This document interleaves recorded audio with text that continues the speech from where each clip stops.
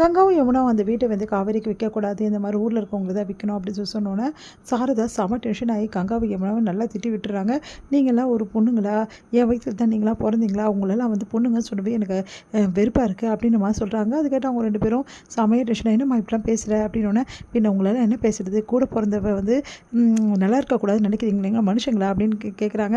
அவள் மனசு எவ்வளோ காயப்படும், இப்படி பண்ணிகிட்ருக்கீங்க அப்படி சொல்லிட்டு கேட்டோன்னே, நான் கரெக்டாக தான் சொல்கிறோம், வெளியாளுங்களுக்கு விற்றுல எதுக்காக காவேரிக்கு விற்கணுன்றாங்க, காவேரிக்கு ஏன் விற்கக்கூடாது, காவேரி ஏன் வந்து அந்த வீட்டை வாங்கக்கூடாதுன்னு நினைக்கிறீங்க, உங்களுக்கு என்ன காவேரி மேலே அவ்வளோ பொறாமை இவ்வளோவா, கேவலமாக இல்லை உங்களுக்குலாம், நீங்கள்லாம் மனுஷங்க தானா அப்படின்னு சொல்லிட்டு செம்ம லெஃப்ட் அண்ட் ரைட் வாங்கிடுறாங்க.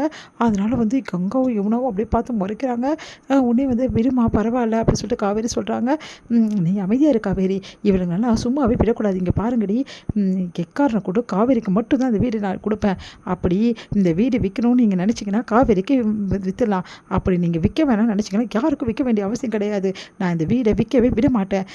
இன்னொரு விஷயம் ஒன்று சொன்னீங்களாமே, நீங்கள் 2 பேர் கையெழுத்து போட மாட்டேங்க சொன்னீங்களாமே, கையெழுத்து போட நீங்கள் யாருடி, காவேரி நினச்சா கூட இந்த வீடை விற்க முடியாது, ஏன்னா அவளும் கையெழுத்து போட்டு தான் ஆகணும்ல, அப்போது எல்லாரும் கையெழுத்து போட தானே இந்த வீடை விற்க முடியும், அப்படின்ற பட்சத்தில் நீங்கள் யாருடி இதில் முடிவெடுக்க, வீடை யாருக்கு கொடுக்கணும் யாருக்கு கொடுக்கக்கூடாதுன்னு சொல்லிட்டு முடிவெடுக்க வேண்டியவன் நான், என் வீட்டுக்காரி எனக்காக விட்டுட்டு போன வீடு இது, அதுக்காக உங்கள் பேச்செல்லாம் கேட்டு நான் ஆட முடியாது, நான் காவேரிக்கு தான் இந்த வீட்டை கொடுக்க போகிறேன், உங்களால் முடிஞ்சதை பார்த்துங்க, அப்படி வந்து நீங்கள் வீடு விற்க வேணாம் சொன்னால் ஒன்றும் பிரச்சனை இல்லை, வீடே விற்க வேணாம், உங்களுக்கு பணமே நான் கொடுக்க போகிறதில்ல, வீடு அப்படியே இருக்கட்டும், அப்படி நீங்கள் விற்கணும்னு ஆசைப்பட்டீங்கன்னா காவேரிக்கு மட்டும்தான் இந்த வீடை நான் கொடுப்பேன், அப்படி இல்லைனா கொடுக்கவே மாட்டேன், வேறு யாருக்கோ இந்த வீடை சேல்ஸ் பண்ணிவிட்டு அதுக்கப்புறம் அவங்க வந்து இந்த வீடை இடிக்கிறதெல்லாம் என்னால் பார்க்க முடியாது, அந்த ஒரு நிமிஷமே நான் இந்த உலகத்தில் இருக்க மாட்டேன், இந்த அம்மா வேணுமா வேணாமா நீங்கள் 2 பேர் முடிவு பண்ணிக்கோங்க அப்படின்னு சொல்லிட்டு போகிறாங்க. நீ வா காவேரி, இவளுங்க உன்னை பார்த்தாவே ஆக மாட்டேங்குது இவளுங்க அப்படின்னு சொல்லிட்டு உள்ளே கூட்டிகிட்டு போகிறாங்க.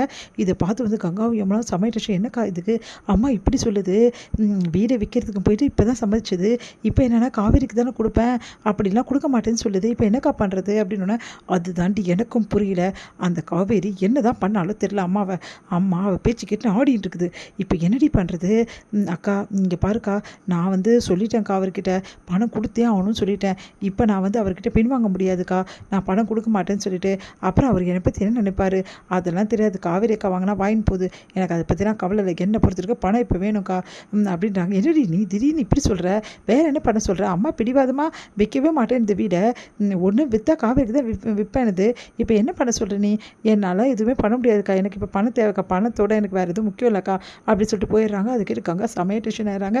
அடுத்து வந்து கங்காவும் யமுனாவும் வந்து வேறு வழி இல்லாமல் ஒத்துக்கிறாங்க. அடுத்து காவேரி நிம்மதியாக வீட்டுக்கு போகிறாங்க. இங்கே நடந்த விஷயத்தை எல்லாத்தையும் காவேரி சொல்கிறாங்க. அதை கேட்டு நான் அப்பயே சொன்னேன்ல உங்கள் அம்மா இந்த ப்ராப்ளத்தெல்லாம் சரி பண்ணிடுவாங்கன்னு, அப்புறம் என்ன காவேரி ஒன்றும் பிரச்சனை இல்லை, நாளைக்கு எல்லோரும் கொடைக்கானல் போகணும்னு சொல்லியிருக்காங்க அப்படின்னோடனே எல்லோரும் குடும்பத்தோடு போயிடலாம் அப்படின்னு சொல்கிறாங்க.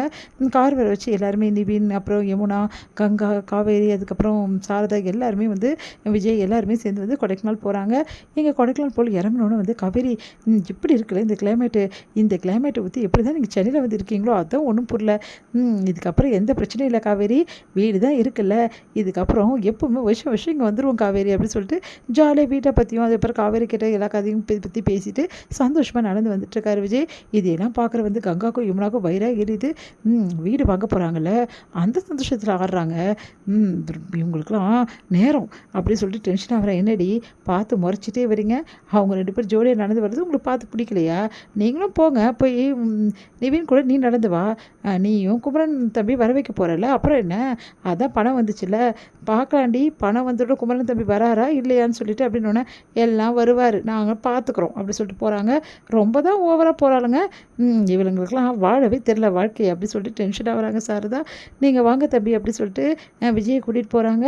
இங்கே வந்து விஜய்க்கு வந்து பார்த்து எல்லாமே வந்து அவங்க சொந்தக்காரங்க இங்கேன்னு சொல்லிட்டு எல்லாரையும் அறிமுகப்படுத்தி வைக்கிறாங்க சாரதா. இதையெல்லாம் பார்த்து கங்காக்கும் யமுனாக்கும் வயிறாக ஏறி அடுத்து வந்து காவேரிக்கு வந்து பேரில் ரெஜிஸ்ட்ரேஷன் பண்ணுறதுக்கான ஏற்பாடு எல்லாத்தையுமே பக்காவாக பண்ணி முடிச்சிடுறாங்க.